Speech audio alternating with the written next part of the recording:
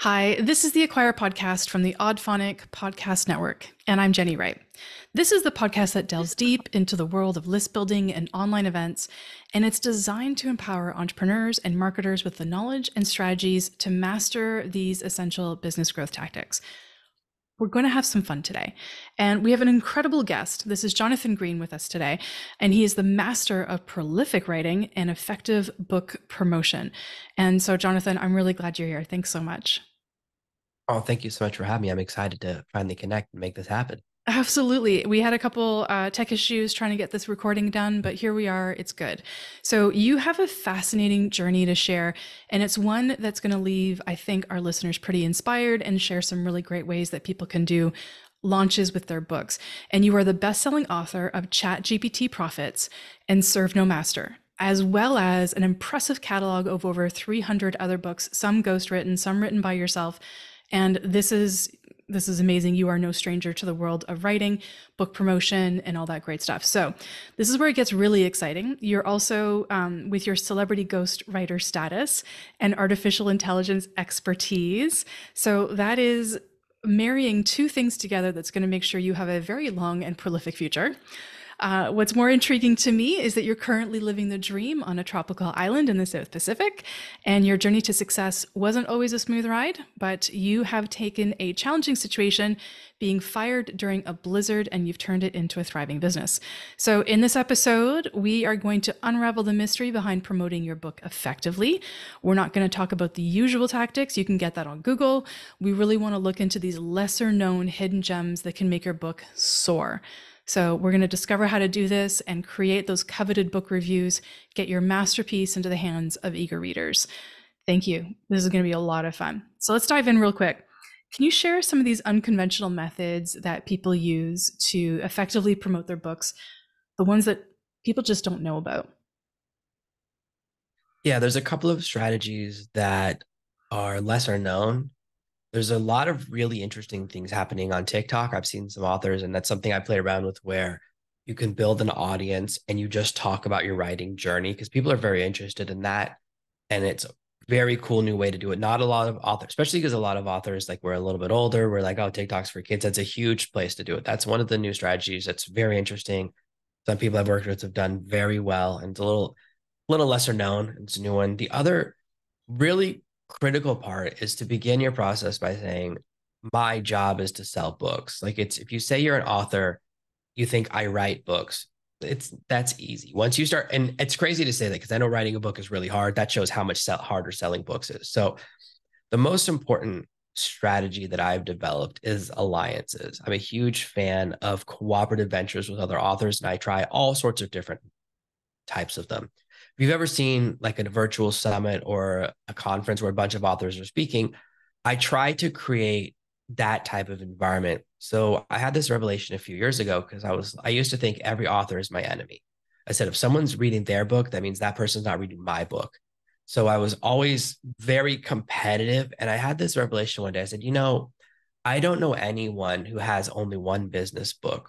Like, if you've ever been to someone's house and they have those dating books, they have like 50. They never have just one. They never go, I read this book and it worked and I'm done. You No. never see that. Whatever they're into. And I certainly don't, I'm not loyal. I read a lot of science fiction. I'm not loyal to one author and then I don't read other authors in the same space. And you see that where you have those books that are a bunch of short story collections where they're like, oh, they're doing something cooperative. So that type of idea. And I started thinking about what if I could get the kind of result of a virtual summit with less work. And so I started doing these group book giveaways. I've cold emailed probably every author on Amazon by now. I've probably emailed 20,000, 30,000 people one by one saying, hey, I saw your book in the charts, would be interested in doing a cooperative venture. And what you do is I'll share your book with my audience and you share my book with your audience. And we usually try to get like 10 authors, like a smaller, so it's not crazy number. And so that way everyone is kind of on the same page when you show a screen. And I run it two different ways. I think the best version is where each author, and this comes from learning, I make the actual page and the download page for that person so that everyone's page looks the same. Because originally the original version was, oh, everyone makes their own opt-in page or their own landing page to give away their book. And then the person who's better at that will get more. And it's not It's not fair. And fair. fair is really important Yeah. because then the marketers win. So I said, oh, I have to. So it's more work for me, but I have to design every page and I just make them look like the Amazon page. So it's just a picture of your book, an email address button, and then a page. And then each person gets a spreadsheet with all the email addresses of people that took their book. So it's 100% on the up and up. Hmm. We don't do, oh, you opt in and you get all the books. No, you have to choose which books you want. And this is very effective because it turns it's like it's turning lead into gold. What happens is there are people on my list, 10% of the people who read my email today are thinking about unsubscribing at any given time. We're all that way, right? Yeah. We all have some email we got today that we're like thinking about, should I just unsubscribe? Am I bored of this? Should I cancel the subscription? Right? I don't really watch that much Netflix. Every month we have this conversation in my family. Should we just cancel it?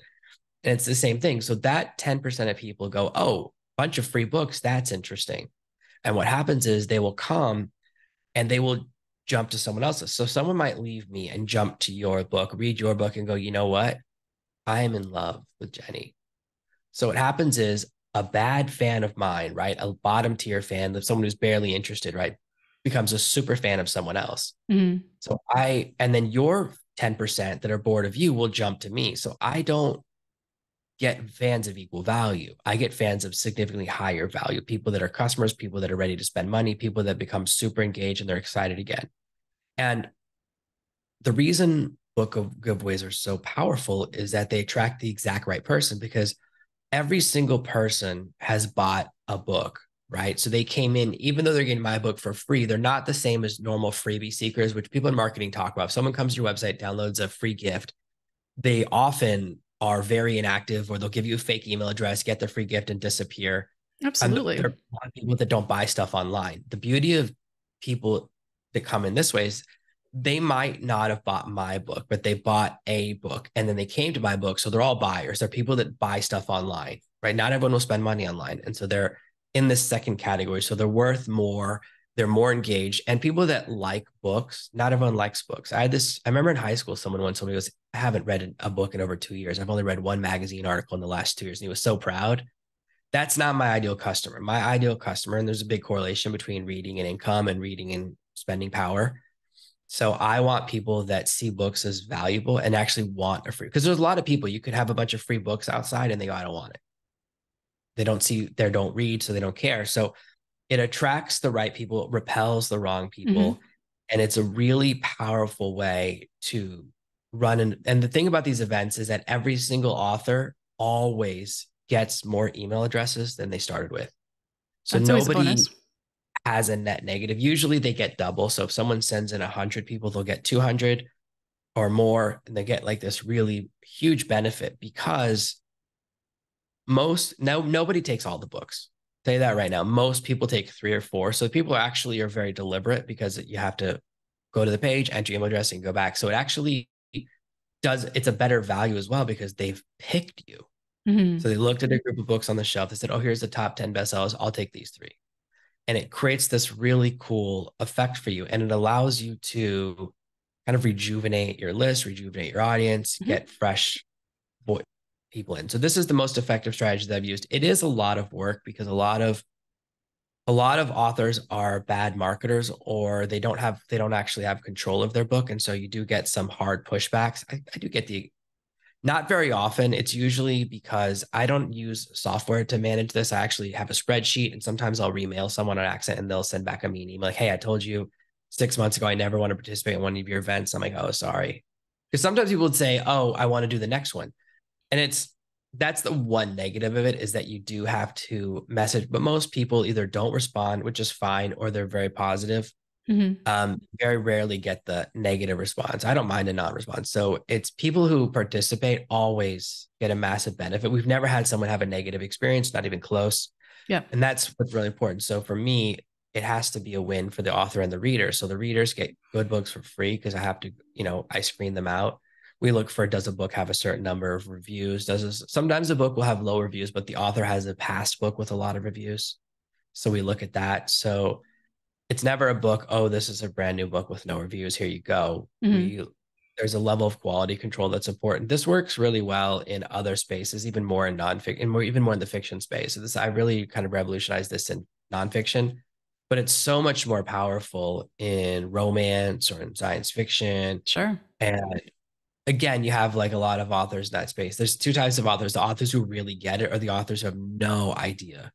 So it can go either way, but when you get authors that kind of get it, they're like, yeah, of course. Like, there's no hesitation. They have a lot of strategy around it. And this is the biggest strategy that I use for boosting a book. Hmm. And it's a strategy I'll even use for a client. I'll set up an event in their space. They're Hmm. like, oh, they have a book in the space. And we'll just message a ton of people. It's very easy to find contact information for authors. Even people don't realize that most websites, the contact form just goes to the author's email address. So we fill in contact forms all the time. There's usually a pretty good response rate. So if I can't find their email address, I'll do that. I don't message people on social media. I don't, that's never worked for me. But Hmm. just the cold email strategy has been very effective for me. Okay. Just This messaging every author. This is a really cool, well, you know that I love online events. Like I've run over 350 online summits. I do a lot of book promotions as well. I've never done an event like you're describing, but it is not so far out of what I have done that it's not possible. Like this is something that I can, as you're talking about it, it's a totally doable strategy. I can see the benefits of doing something like this. Collaboration is always better than trying to go it alone, if you ask me, unless you have the social media following and the email list so that you can do it alone. But I absolutely love, I always say that I'm not in competition, I'm in collaboration. And I'd rather work in collaboration with people in the exact same field as me than in competition with them, because you can get a lot farther when you work with people, obviously.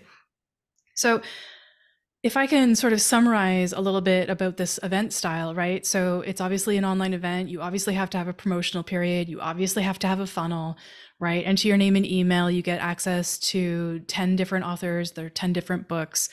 You go to the author's page that you've created. You enter your name and email, and the author then sends you a digital copy of the book, or do they get a physical copy? What do they get?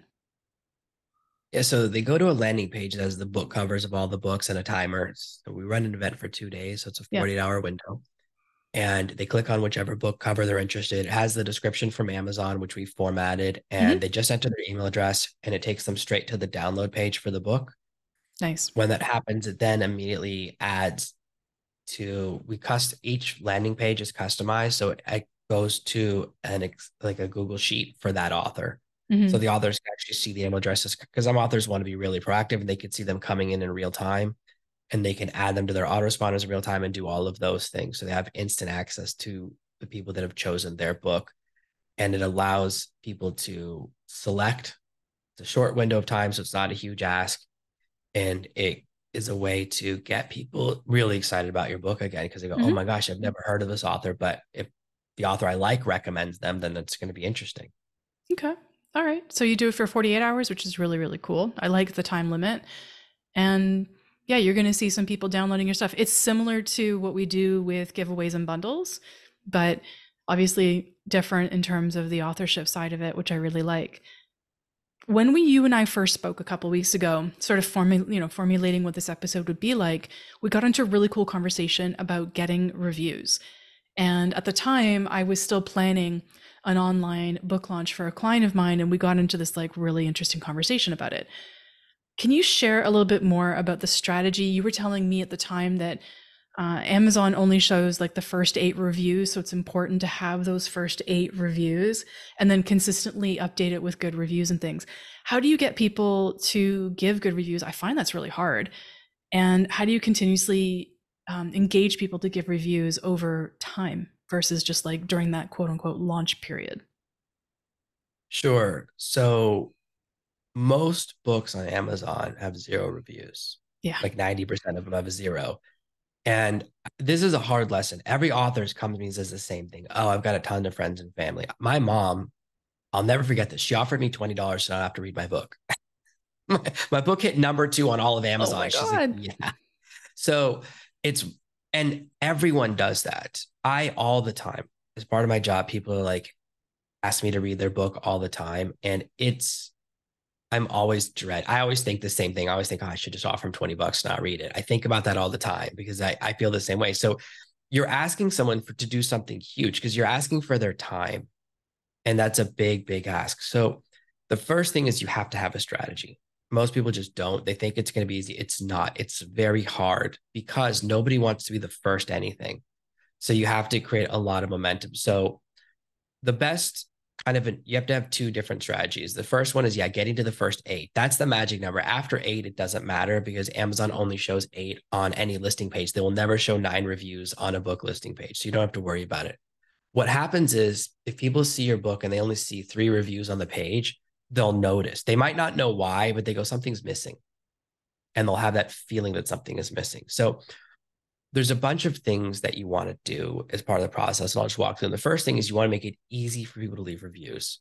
So the first thing is you can actually create a link that some people call it a super link that takes people straight to the review page for your book. Because it's tricky. You actually have to go to a page. If you go on Amazon and you go to find the book, then you have to go to the review section. You have to click a little box that says leave a review. Yep. And it's actually really complicated. So creating a short link, that's the first step. The second step in the process, and then I make a redirect. So if it's like mywebsite.com/review or / the name of the first word of the book review, like Orbit review or 20K review for one of my books, that makes it easy. The second thing that I did that I didn't know would be such a success is I wrote a blog post about how to leave a video review on Amazon so that people, that's why my book has a bunch of video reviews on it. And I would just send people an email with a link to that post. That blog post gets a ton of SEO traffic. So people who in general want to leave a video review on Amazon, my blog post is still the go-to. I had no idea that would happen, but it was like, just make it easy for people, explain the process. So that's the first thing you have to do. Make it as easy as possible. The second thing is at the end of your book, you want to be strategic. People forget or they use the end pages in poor ways a lot. Like they annoy people with like a barrage of offers or like, remember sometimes books, like especially science fiction books will have like a 1-page description of like 10 different books by 10 different authors at the end. And I'm like, what is happening here? Yeah. Like being at the back of a magazine in the 80s. I don't know what's happening, but it like makes me jump off the book. I don't read the end of it. There's 2 things that will make a huge difference in your results. The first is you have to have a page that says, hey, did you find a typo? And I send people to my website as a little form they can fill and tell me which book it is and tell me about the typo. And then I get an email and then I fix the book.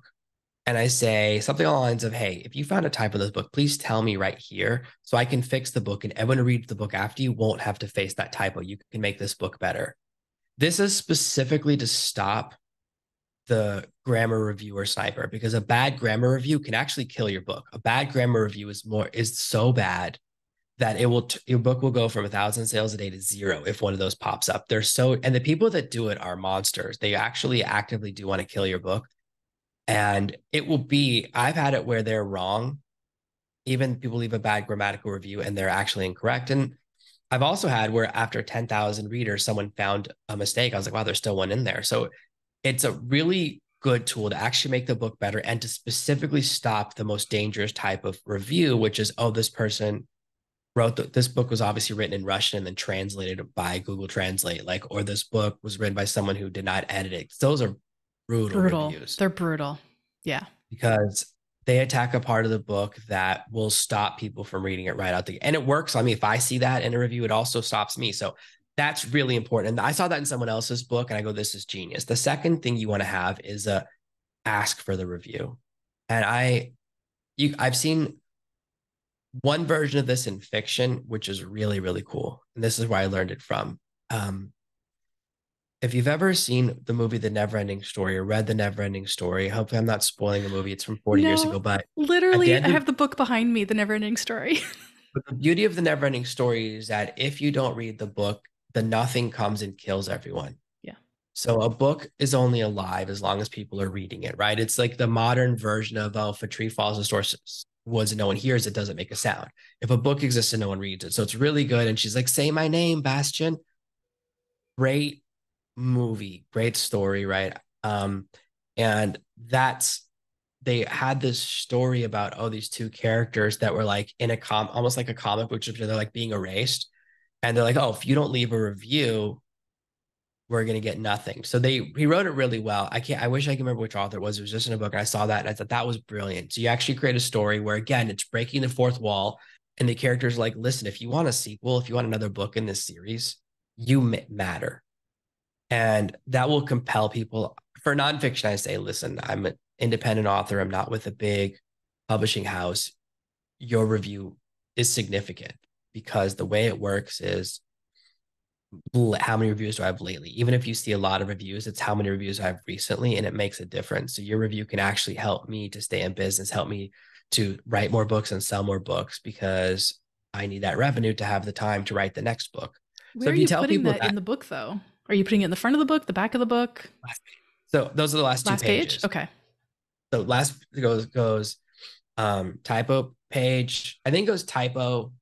It goes, okay, at the end of the book, it goes free gift, whatever my free gift is, like one last chance at the free gift. Then it goes other books by Jonathan, Hmm. typo. Those two might switch back and forth and then ask for the review. The last thing they see is ask for the review because when people are reading on a Kindle device, what happens is it then shows that option to leave the review right there. And you at least want them to click the rating, even if they don't leave a review. If they just hit the 5-star thing, it makes a difference. So Totally. you just go, hey, on the next page, if you're going to see this thing, and if you're reading a paperback, here's a link to go to the page where you can leave a review. Just pull out your phone right now, and it makes a huge difference. I want that to be the last thing I say to them because that's the action I want them to take right then. Significant action. Absolutely. A friend of mine just published a book and it's self published. She put in QR codes into the book. Did she use those to, like, the QR code leads right to, the review page or whatnot, and then the other QR code was like to her freebie and things like that. And so she used those. She even put them, like, she had like a little break. She broke the fourth wall right in the middle of the book. She's like, hey, if you're having a good time with this, why not, preemptively, just so you can get this free beat, like this free gift, and if you do this, blah blah blah. So it was really cool. I think QR codes are fun, a fun thing, and they're so easy to make now. They used to be hard. You used to have to go to like a certain page and sign up for a service, and now you can just do them in Canva. So much easier. Okay, so we've talked about reviews. We've talked about this online event, which I think is really, really cool. And you've had this incredible journey of writing so many books, obsessively writing books, which is kind of, every author is like thinking, wow, how did he get to 300? But you were cranking out a book every, week or so at one point, which is crazy. You don't do that anymore. Now you're a lot more selective and you have a completely different clientele, which is cool. What would be your insights or your process for ghostwriting, and collaborating with other authors to kind of like get this process done? So I don't, I've only done a few co-writes with other authors. Yeah. And you always have to have I don't do 50-50 co-writes. It never works that way when there's two captains of the boat. So one of you always has to be the dominant person.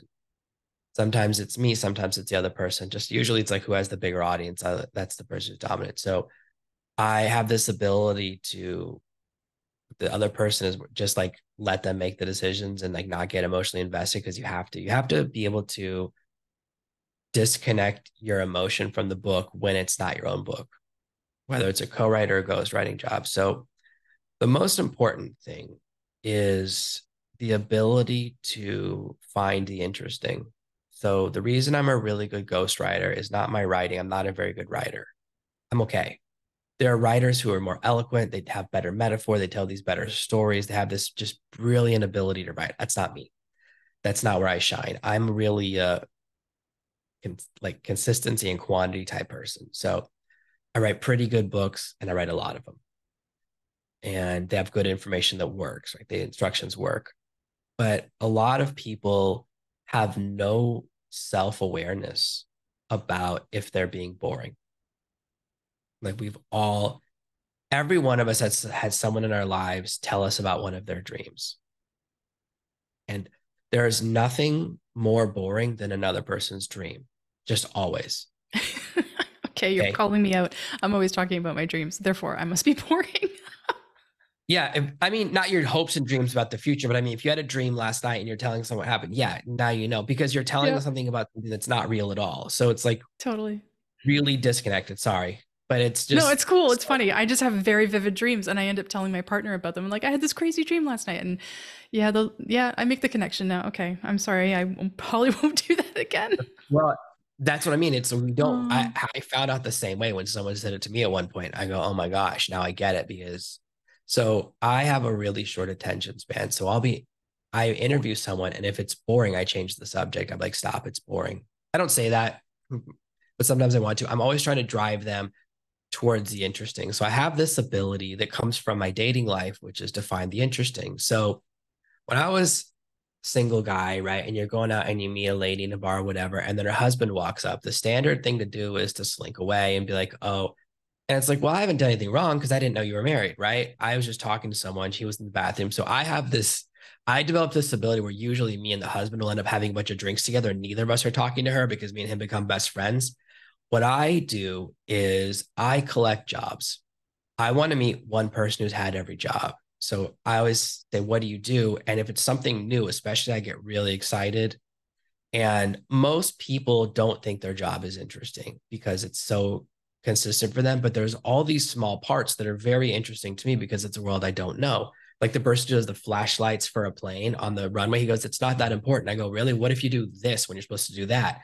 And he's like, oh, two planes crash and $50 million of damage is done. I was like, you have a lot of power with two flashlights. Those people have so much power. And that's very like that was when I was met as interesting. I met someone who was in charge of when you're having surgery, they hand the tool to the nurse who hands it to the surgeon. And I was like, you have to learn all the names for every single tool. He was in charge of cleaning and counting. Counting is really important. How many tools do we use? How many tools came back? Because for a while they weren't counting and stuff was getting left behind in people. So Yep. really a job that I would find very stressful. And this person like I think he hadn't even graduated high school, right? So he didn't have high education. I was like, yeah, but like the nervousness, right? Having nerves of steel. So I'm very interested in that. So if I'm interested in something, I'll ask a lot of questions, even when the person doesn't think they're interesting. So I'm chasing that interesting. So when I'm talking to a client, I'm looking for the interesting. And when things are boring, I don't put it in the book. I'm just like, look, we can't put this in. This is boring. And that's really important because a lot of people want to write a biography and nobody reads biographies unless you're already famous. I've read one biography in the last 10 years. Okay. It just, they're, people buy, even when people buy celebrity biographies, they tend not, I think they're the lowest rate of finished books of any book out there. They have a really low finish rate. People buy them, but only because they're already interested. So if you're already famous, fine. It's a way to monetize your celebrity a little bit. But so I help people to drive towards the interesting. And the second thing is that people will say to me, and I'm sure you've remembered this, they go, listen, I don't know if this is interesting, but, and they go, I think this is probably boring. No one would care, but, and then they start the craziest story you've ever heard. So I one of know. them was this guy says to me, he's in his 80s. He goes, listen, so during the Vietnam War, I was actually a spy in Cambodia illegally. And then he goes, and after I came back, my wife was a spy in the Russian ballet and we were in Moscow for 10 years undercover. He goes, do you think people would find that interesting? And I was like, I'm sorry. Have you ever heard of movies? Like, have you Yeah. ever heard of like, I was like, you're literally describing the most interesting thing that anyone's ever said to me. Another one, someone said, I don't know if this is interesting, but I drive big rigs. I'm driving a truck, an 18 wheeler, and it jackknifes on a rainy day and it's going sideways towards a gas station. I look at the gas station and I see like a family in a station wagon and I'm shooting towards the gas station. Is that interesting? And I was like, what is happening here? Like, it's sort of an action movie, right? And Yep. so obviously the guy didn't die because he's telling me the story, but I wonder what happens. Another person says, I'm going up to parachute with a group of people. We're halfway up, and the engine's cut out. We're too low to be able to jump out. We don't have enough altitude to jump out. The parachutes won't work at this low altitude and the door won't open. And then she was like, is that interesting? And I was like, so people who say that, oh, they think they're boring. They have the most interesting stories. And people who think they're interesting have the most boring stories almost always. So I help separate those two things. The second really critical part of especially nonfiction ghostwriting is to understand the reader. Most people think the purpose of a book is to demonstrate your deep and abiding knowledge and expertise on a subject. And that's not the purpose of a book. People hate smart people. People do not like you if you're too intelligent, and people don't follow experts. And the example of this I always say, listen, doesn't matter which political party you're on, I don't care. Let's say you're watching Fox News and an expert comes on and tells this story. Then the expert is on MSNBC. Are you going to switch and follow the expert? Or are you going to stay on Fox News and see the next guest, and vice versa, right? Or whatever news channels you watch. I don't know all the names of them. So I don't have TV here. So I don't know those channels, but whatever channel you're watching, they don't follow the expert, right? So they don't jump and follow the expert from interview to interview. They follow the interviewer. Why do you follow the interviewer? Because you like them. Nobody thinks reporters are smart. Nobody thinks, I mean, I hope nobody thinks TV reporters are smart because they're just teleprompter readers these days, right? They're not going undercover and bringing in a story like people did 50 years ago, but it's just like, oh, I'm reading a teleprompter and I have really great hair and I'm likable. That's their job, right? Just to be likable, not to be smart, which is fine. So the purpose of your book is to do two things. It's to demonstrate that you're likable. And the second thing is to show that you're not an idiot. You don't have to be a genius. You just have to be not idiot. So the bar isn't here for intelligence. It's here. Once you're Pretty above not low. idiot, well, a lot of people are idiots. A lot of people. And once you realize that, it removes, because people focus on all of the stuff. And what they do is they turn their book into a Thanksgiving dinner because they put in all of their knowledge. So someone reads the book and goes, okay, I know everything Jenny knows. I never need to read anything by her. Why would I go on her mailing list? I know the extent of her knowledge. Everything is in the book. When people feel that sense of fullness, that end of a Thanksgiving meal fullness and get sleepy, then you lose them. You actually get a worse effect. So want to leave people wanting more. So you want them to feel a sense that, okay, you've hit a waypoint, but that there's still more. And a great example, the best example of this is that TV show 24 episodes in a row. I know three things are going to happen. Someone's going to get betrayed. Someone's going to die. Someone's going to get tortured. And it's going to turn out there's a secret person behind whoever we thought was the bad guy. And they will do 24 cliffhangers in a row, right? Oh, it's person A. At the end of episode 1, you realize, oh my gosh, person A is actually being puppeted. There's a puppet master. That's in episode 2. You find the puppet master. There's another puppet master. And there's 24 puppet masters in a row, which shouldn't work, but it's the best example of someone, they kept doing the same cliffhanger and it works. It's the best example of daisy chaining cliffhangers. That show was so successful for that reason. That every week you're like, I got to find out who's behind this. And they just kept building it out, right? And it would always have these elements that are like so over the top, but it's just you're so engaged because of that. So that's the cliffhanger, which is, okay, they caught a person, they still caught person A. So you have a sense of completion, but now I want to go to the next course. So when you're writing your book, you don't want to put everything you know. You want to put enough in to know they felt they got value, but then they also want to feel that there's more. That's kind of the balance that a lot of people, first-time writers, struggle, that I'm able to find for them. Now, the likability element is also the tricky part because people think their most interesting story is their best story. And I learned this lesson the hard way about myself. So I took a course on how to tell interesting stories when you meet a lady, how to be interesting. Okay. It was like how to tell an interesting story. And here's the story I used to tell. And tell me if this would work on you as a lady. I was like, listen, I was climbing a mountain in Japan. I got lost. The sun set. I'm all by myself on a mountain. I think I'm going to die. I fall off a cliff and I get a scratch under my shirt. I'm afraid to look because I think my nipple's gone. So I know I can't look because I'll break down. Okay. I'm so thirsty. I'm starting to think about, okay, I'm going to have to pee in the canteen. And right before I have to do that, I get off the mountain and I survive, but I thought I was going to die. It's a really emotional story. I actually was thinking about my will. I'm never going to see my family again. 100% I thought I was going to die. Every single woman, when she hears that story, all they hear is, this guy almost drank his own pee. I'm not kissing him. That's all they come away with, right? Wow. So it's, right? That's the thing. It's an engaging story, but it's the wrong story. Yeah. So it's interesting, but it's not interesting if you're thinking about kissing that person because you start thinking that one thing. Okay. And that's the lesson I learned because I was like, oh, interesting doesn't mean it's gets the result you want. Especially depending on your ideal audience. Yeah. So that story is a great story in certain situations, but it's not, no one after hearing that thinks anything positive. They go, oh, I bet he has, I didn't even do it, but they still think about it. Right. And they go, he's probably lying. Maybe he did really do it. But that's all of that goes through their head. That's not the thought you want someone to have when you're trying to be flirtatious. So that's how I learned that lesson. But so a lot of people will tell me stories that are, they're the villain. One client I worked with, his story was like, he left his fiance at the altar and he's like, you have to put that in the book. I was like, if I do that, you're Darth Vader.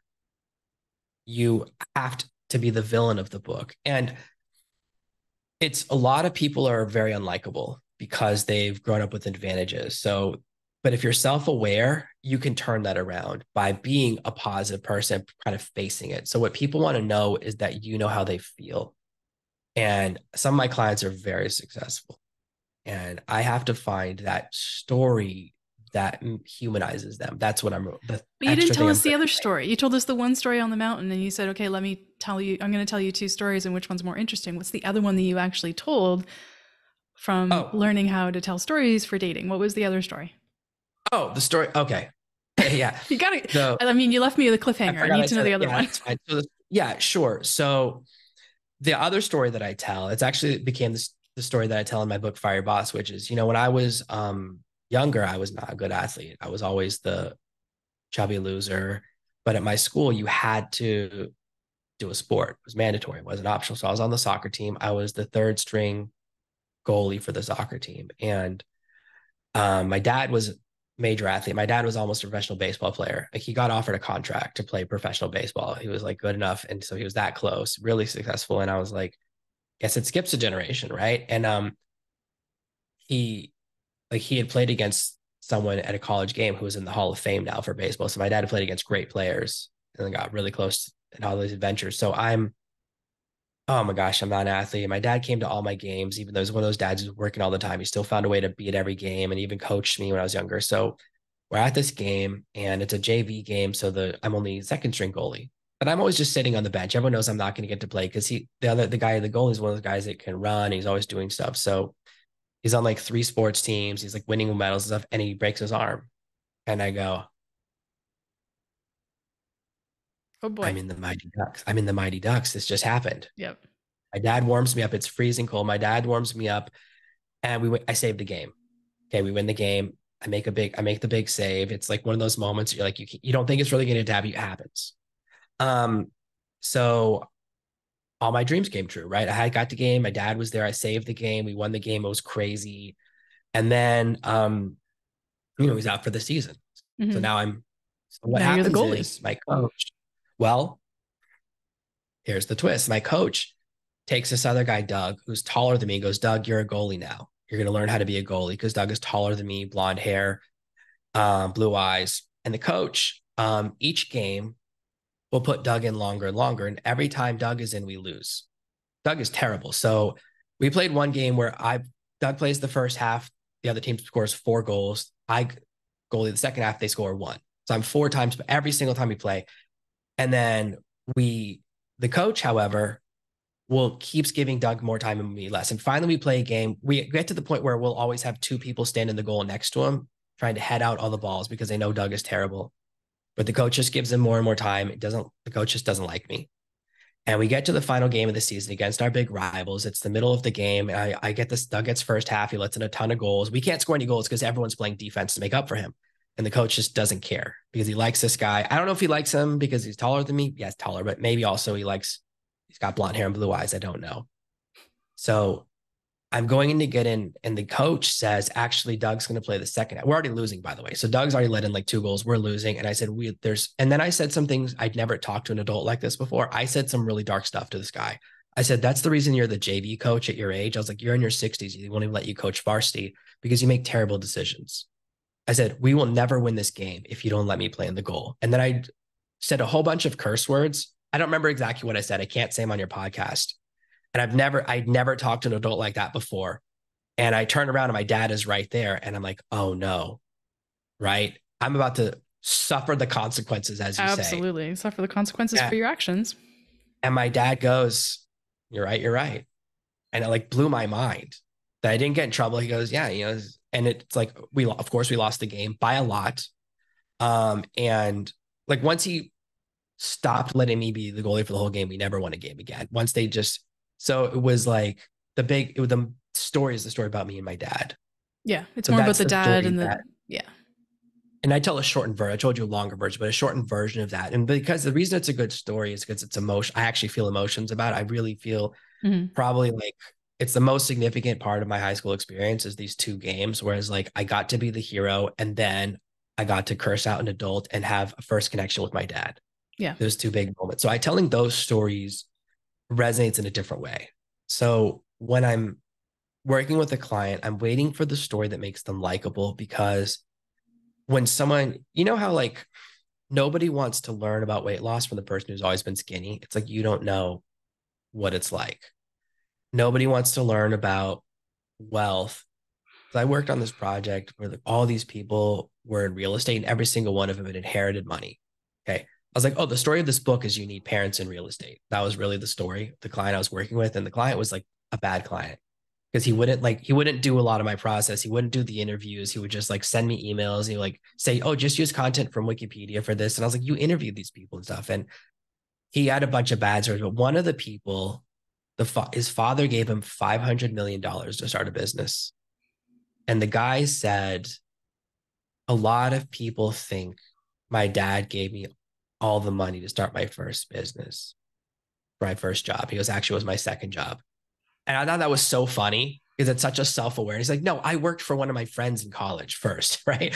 And I Right. thought, at least they're, because how else can, at least they're aware of it, and they're kind of being like, listen, I know that this is an insane thing, and have an awareness of it. And it's very funny to say is actually the second, the second The job. second job. Yeah, Uh, no doubt. I was like, I thought that was very impressive.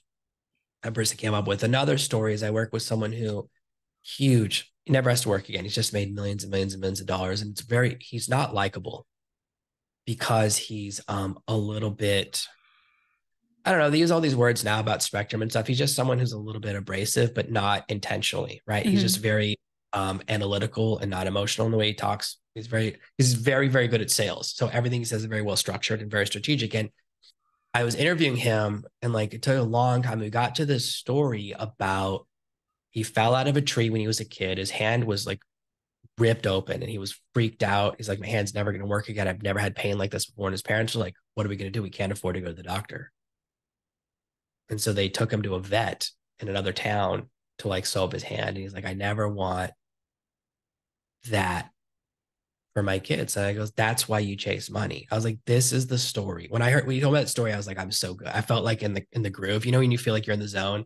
So I'm always trying to find, and Absolutely. everyone has one of those stories. Everyone has the story of where they're the underdog. You can watch like America's Got Talent or American Idol, all these talent shows. It's 12 underdogs. They've Yeah. figured out how to make everyone into an underdog and how to kind of tell everyone's version of the story, because everyone has had something bad happen to them. So what I Everybody always loves that say to, kind of story. Everybody wants that kind of story. They want to see somebody go from nothing or less than nothing to something. yeah, nobody wants to see you go from rich to richer, right?